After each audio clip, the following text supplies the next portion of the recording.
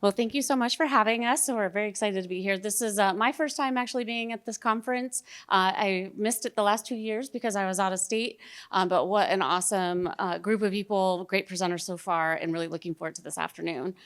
And so as Norm kindly introduced me as the Vice President of our Housing and Community Support Services Department, I have the good fortune of overseeing 37 different properties where we have members that are receiving services, housing support services for either serious mental illness or for intellectual and developmental disabilities. And so we have, the great responsibility of ensuring the safety of each of those members, the care, the coordination of care, working with all the external stakeholders, and then of course, the buildings themselves. And so we work a lot very closely together, and it really does take a village. There's many support services departments that we work with in order to make sure that everything is running smoothly. When we were first originally asked to come up and speak, we were given the topic about if the grid goes out. And I was like in a panic because I can't even fathom everything going down, not having electricity, not having the ability to communicate, which did start giving us thinking about, okay, what would we do? And so we're going to talk a little bit about that throughout our conversation with you today, but also just talking about a lot of what goes into the planning. If we're thinking about adding a new home, what kinds of things do we look for, think about when selecting a property, but also thinking about the populations that we serve and the resources that are available in any of the communities that we're able to serve members. So let me advance the slide here because I wanted to give a bit more context. That's who we are, about the housing continuum. I don't know how familiar everyone is in the room here about the wide range of services. They go from the most restrictive types of settings, which is in the red, so like your state hospital, where people are in a secured, locked facility and there's no getting out unless you're escorted out, all the way down to the blue where you're living independently, just like many of us are. We have our own home, nobody's coming over to check on us. If we need services, we call our doctor and we go to them. In the middle there is kind of where a lot of the services that we provide falls within. We have behavioral health residential facilities, which are licensed, and those homes require certain level of staffing. We have to have transportation available. We're to provide all of the services. So if a member needs counseling for behavioral health, we're able to provide that under that level of care. For our IDD population, we have services where we're taking them to their doctors, helping coordinate all of their care with all of their specialty providers. We're also responsible for observing members self-administer their medications. So a lot goes into the care for these individuals. And I was glad when I was reviewing what our emergency preparedness plan prioritizes are these locations because they run 24/7, 365 days a year. And they're our most vulnerable members and require the immediate supports if there was a disaster. The only way I could think about all communications going down is maybe some kind of terrorist attack of some sort or some major, weather type of calamity. So, but with that, I just wanted to provide a little bit of context about the types of housing and services that we provide. And then we can check and see. I don't know, Richard, I've been doing all the talking so far. Did you want to say anything so far? No, go ahead. Okay, I will fill the whole 45 minutes, I promise. Oops, my slide just went away. I was just gonna peek at it real quick. I don't want to get too far ahead of myself. So when we are looking for properties, as I mentioned, we really do pay attention to where is this property located. I've had the luxury of going out all the way, almost to White Tanks Mountains. And part of what I'm thinking about is, well, how will our staff get here? What other resources are in this area if it's too new? Maybe not the best option for our members. Being close to things like light rail, bus routes would be a good thing. Libraries, grocery stores, making sure that we're, not on a major busy road. So thinking about those things is one of the things that we try to consider when looking at properties. One of the other things we look at properties is how is the housing built? Is it going to be ADA accessible? What type of clients are going to be putting in there? What type of maintenance is going to be responsible for that? Because there's always that upkeep that people don't realize that comes into effect. And then also when we select these houses, we have to also look at the surrounding community because let's face it, a lot of times people don't like group homes in their neighborhoods.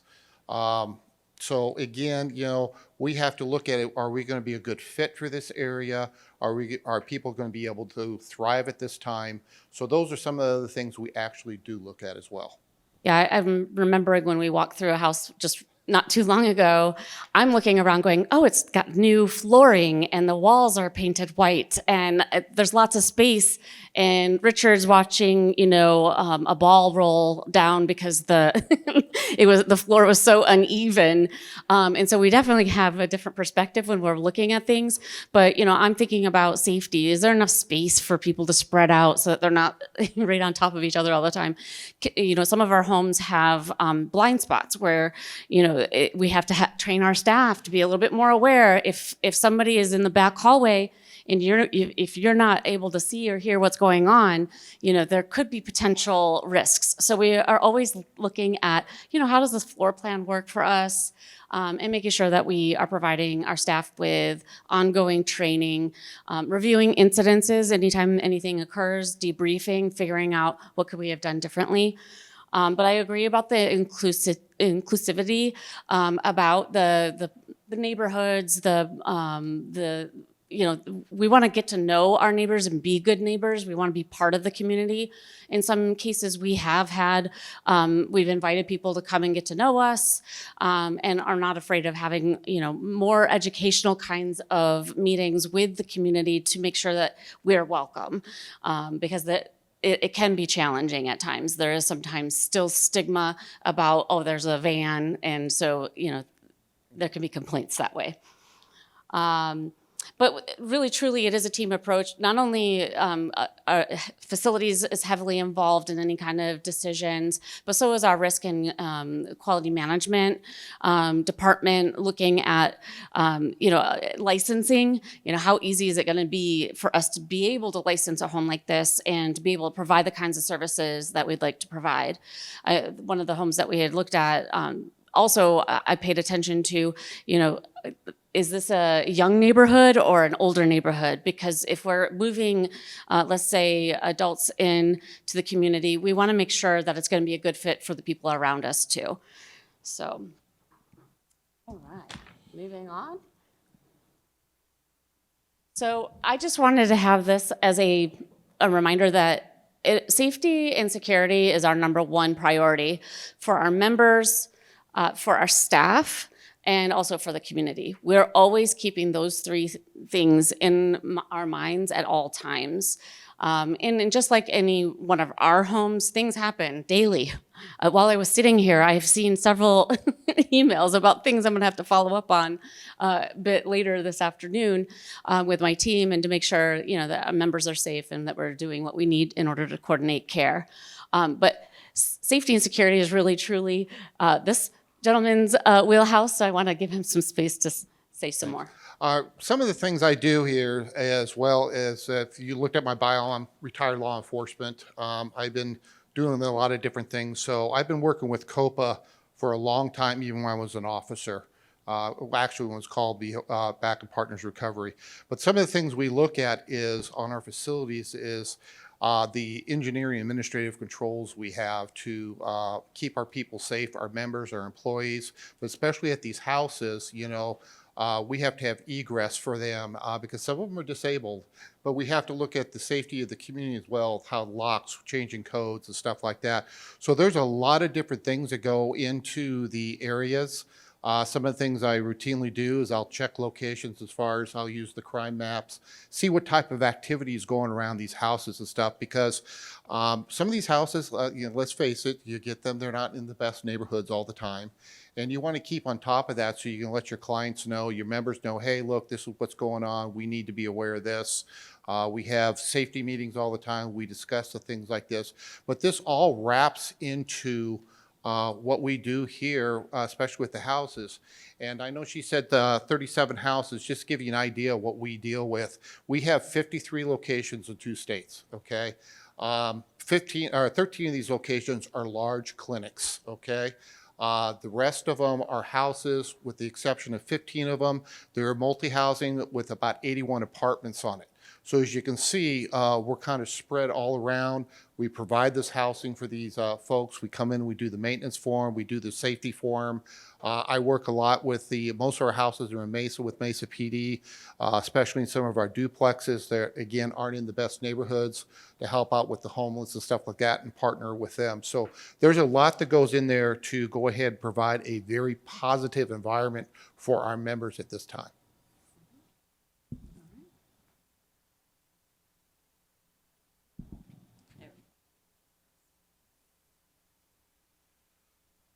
No, back. Okay, so when thinking about risk management, a lot of what we do is referring back to our policies, our business emergency contingency plans. Thankfully, Copa has been leading on this and had a plan that I recently became acquainted with as I'm a newer employee at Copa Health. And again, like I said, I was happy and pleased to see that we have written into our plan in black and white. We're prioritizing our homes as, if there's something that goes down, this is where we have to put our energy and our resources initially, and then start, making sure that all of the other programs are able to function. But ultimately, making sure that, if there is a crisis, that we make sure that we have a plan in place to care for these individuals that are completely dependent at times on our being there. And think about it, when there's an emergency, we have families of our own. And so, what do we do if staff is needing to get to their family? Maybe they have children at home. Luckily, I do work with a lot of staff who have been with us for like 30, 40 years. And so thankfully, they're there and they want to be there during a crisis. They want to help the members, and they're not looking to leave. And if we did have a mass communication breakdown where there was no way to communicate, our staff would stay put. And we have contingency plans on having communication with the supervisors, having a home base, having a way to be able to touch base with every one of our homes to make sure that everybody's safe. We also have it written into our plan, and our homes already have safety kits. We have 2 weeks worth of food, 72 hours worth of water. That's constantly being stored just in case. And we check for that. We make sure that it's, if something's expired, we're replacing those items so that way it's always good to go. Mm-hmm. Let me go ahead and go into the long-term emergency planning, what we do here. Some of the things we have to look at is it actually starts way before the incident. And that goes back to what we've been talking about, is those partnerships that you develop.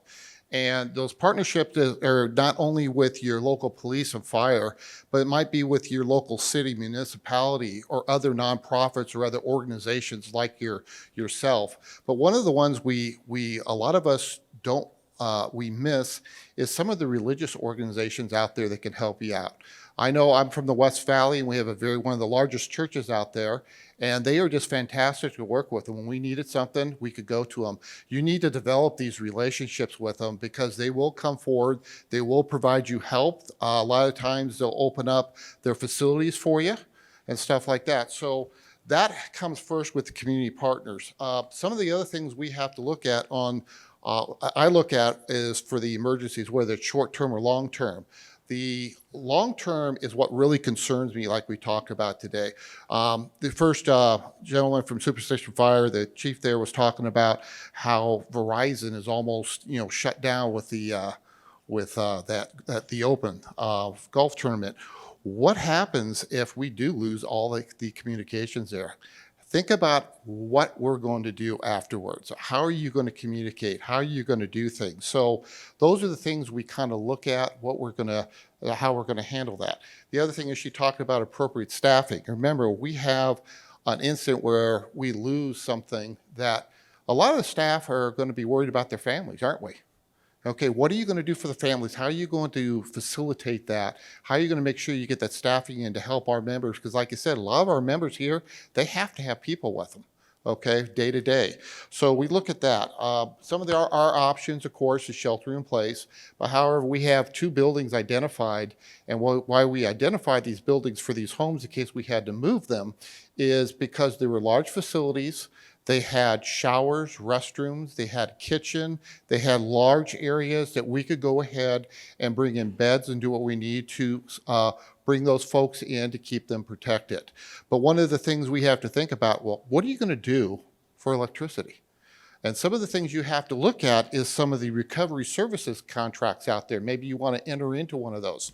We have that where we can go and we can call them up within 24 hours. They can bring us in generators, have them attached to those 2 facilities, and at least we can have power and stuff like that to for whatever term we need. And these recovery things will come in, operations come in, they'll provide you, gas and stuff. They'll keep them up and running until the emergency is done. So these are the things you need to think about in the future or have in place, because let's face it, when it happens, we're all competing for the same resources, okay? And those resources get very thin very quickly, okay? So those are some of the things we want to talk about. But again, what are the things we really want to focus on is those life safety items, the water, energy, type of thing, food, your transportation, your communication. Those are the 4s that we try to focus in on in our plans to make sure that when something does happen, long-term, we are able to take care of the individuals that we do serve. And you reminded me before we got up here that medications is also a big thing. All of our members take medications, and so and oftentimes we have like the one-off where the AC goes out or the plumbing needs to be repaired, and so we have to relocate maybe one house. That's a little bit easier to comprehend and to manage than having to think about, several homes all at once. But however, we already have a lot of experience of having books that we can just take with us and be able to grab the medications. They're already in their own bins, lockable bins, so that way we can just get up and go if we need to. And I know in our plans too, we've often attempted to try to see if we can get the pharmacist to provide additional medications so we have more than just 1 month's supply. Sometimes it's up to insurance, but we do our best to always make sure that the medications are a priority, of course, and so having that coordination of care. One of the other things is, we've talked about it earlier, is your plans that you have, and if you don't practice them, you don't know what the failures are. So you need to be able to make sure that you are identifying those issues by practicing the plans and correcting them. The other thing I'm going to focus on is something we are always constantly looking at is our policy failure, okay? Policy failure, it happens a lot, believe it or not. Not in my program. It's because we don't take the time to go back and review them and update them and look at them. And with that policy failure, it can cause lawsuits later on. And that's why something else we need to make sure. So your policies on how we're going to transport these folks, how we're going to do this, all need to be updated and taken into consideration. Because again, this is how what affects our members, what affects their families, our community and stuff like that. But I think the biggest thing on anything that we do, and especially in this company here, is strong leadership. We are very fortunate to have a great CEO. She has shown strong leadership, and that leadership does come down through the ranks. And without a good, strong leadership, none of these programs we have can exist. So again, that's something that we're very lucky on, and I hope your organizations have the same thing too. Yeah, as you were talking, I was reminded about a fire that had happened in the northern region. My programs, we actually serve members in Winslow, Arizona, as well as Globe, Miami. And so when there's fires that are not necessarily in Phoenix area or Maricopa, my staff are paying attention to what's going on in other parts of the state. And we also get alerts on our phones that lets us know, hey, this area is being affected. And so great communication. And in some cases, we have to make the best decision in a not so great circumstance. Does it make sense to take a member and a staff to an emergency shelter, or to try to find some other arrangement, especially this was back when COVID was also still a risk, at risk exposing this individual to COVID and having two people staying in an emergency shelter versus maybe authorizing an alternative setting for that member to stay. That wouldn't be traditionally ideal, but is the better solution. And so there's getting that communication, talking it through, having that ability to kind of think on our feet and figure out what is the best circumstance, so that way we can make sure that we get both the staff and the member to safety. So I think we've covered everything. maybe on that slide, yes. Did I you already covered do that this, one? I think, already Okay. He's earlier. Quick. All right. We practiced this. Can you tell? So I just wanted to have this one slide here, Principles of Underlying Housing Community-Based Services. We call it HCBS for short. It's a mouthful, but I just kind of wanted to reiterate, these are the principles that are underlying all the services, and why it is that really, the quality of care, the staff commitment to our members, it really is about giving our members voice and choice, being able to support them where they are, and helping them to have the most abilities of independence as they are capable of having, with the supports that are in place.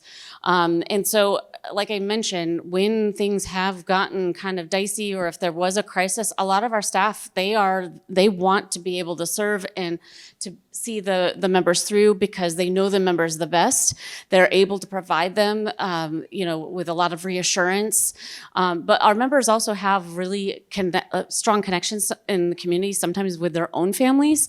And so when there have been, let's say, a need to go to a hotel because the AC went out, or there is some issue with the house, sometimes the member is able to just call up, or we can call up their family, and then they'll choose to go with them. And so we work really closely with the guardians, making sure that we're in constant communication and providing their loved one with the best care, and meeting them where they are at.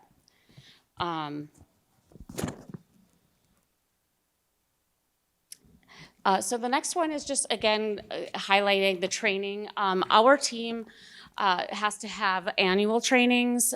We do the first aid, CPR, prevention and support, which is a specific kind of training about how to help somebody if they're really escalated, having some severe behaviors, and also just crisis intervention training. These trainings are annual, and so we're constantly reviewing and revisiting these trainings to make sure that we're not getting rusty, and not being caught flat-footed.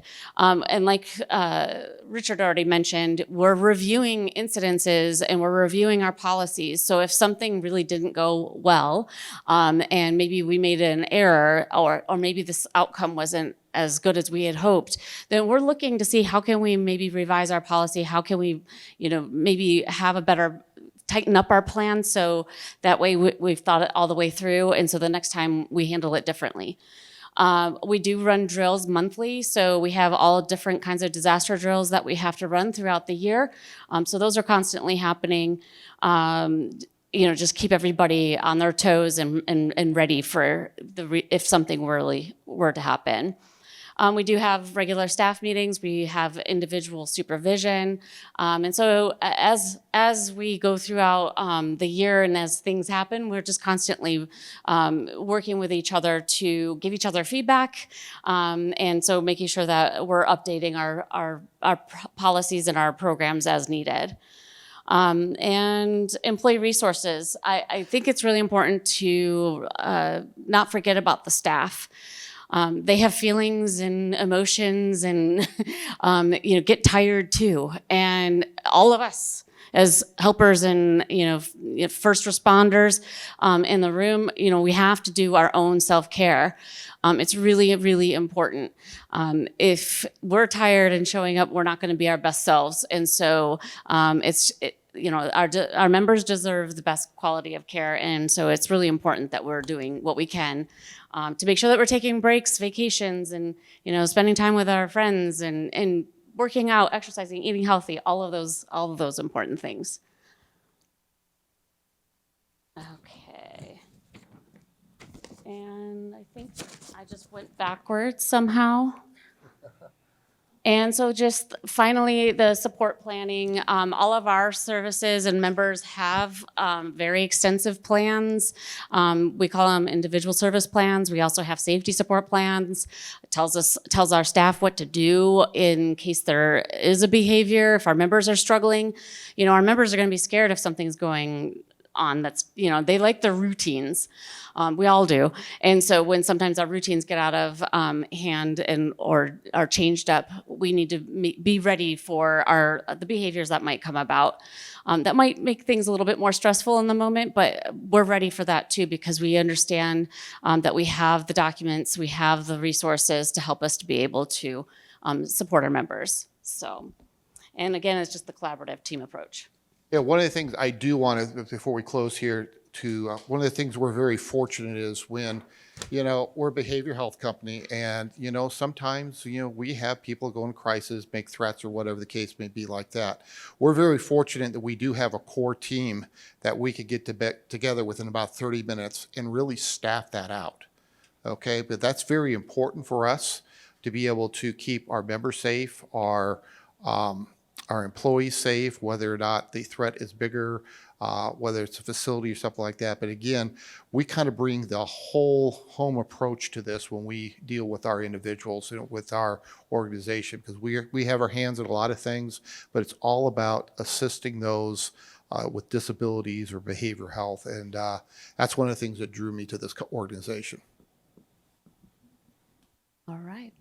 I think we have hit the last slide. Oh, that's not me.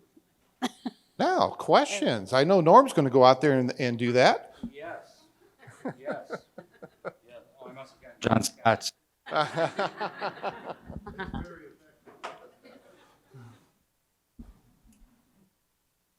Is that better? So do we have any questions? Dennis.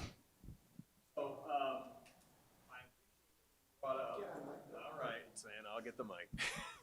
I appreciate that you brought up safety of the caregiver, because having been on many, many critical incidents, both regional and local, I see the work-rest cycle. Fire department, police department have this dialed in. They have a work-rest cycle built into their plan. Caregivers do not, and they will not leave those in their charge until they actually fall out from fatigue, dehydration, and then they're making poor decisions. More importantly, they take themselves out of the fight because they can't get back into the saddle. They didn't take that rest. So I'm glad you pointed that out because it's commonly overlooked. So thank you.